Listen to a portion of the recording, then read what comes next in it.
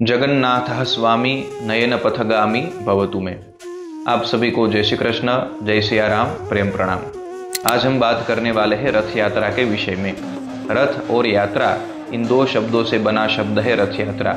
रथों की यात्रा अथवा तो भगवान जगन्नाथ रथ के माध्यम से पूरी नगरी में जो यात्रा करते हैं वह रथ यात्रा।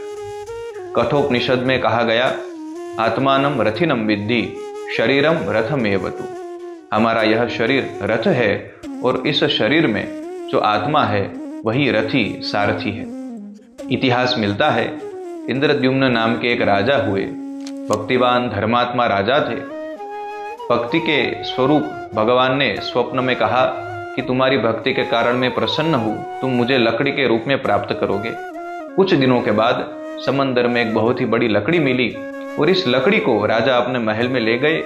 अच्छे अच्छे बड़े बड़े अनुभवी शिल्पकारों को बुलाया और शिल्पकारों को कहा कि आप इस लकड़ी को भगवान की मूर्ति में रूपांतरित करें। शिल्पकारों ने अपने औजार लिए किंतु औजार विफल हुए। दुखी राजा ये सोच रहे थे कि अब इस मूर्ति को कैसे बनाया जाए।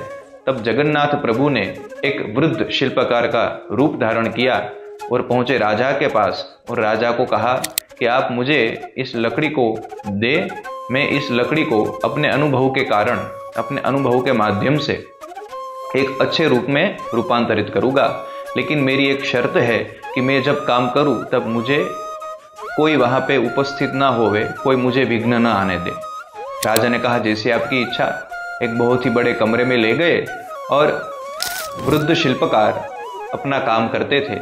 3, 4, 5 कुछ दिन बीत गए, फिर भी कुछ आवाज नहीं आई और राजा ने सोचा कि काम चल रहा है कि नहीं। देखने गए, जिज्ञासावश देखा तो वहां पे वृद्ध शिल्पकार तो थे नहीं, किंतु वो जो मूर्ति थी वो 3 भाग में बनी थी लेकिन खंडित थी। एक मूर्ति जगन्नाथ प्रभु की, दूसरी बलदाऊ की और तीसरी मूर्ति जो है वह सुभद्रा जी की। आज भी हम रथ यात्रा मनाते हैं और पूरे नगर में भगवान की वह जो यात्रा है वह होती है। ना ही इस देश में किंतु देश विदेश में हर जगह यह यात्रा महोत्सव होता है। जय श्री कृष्ण।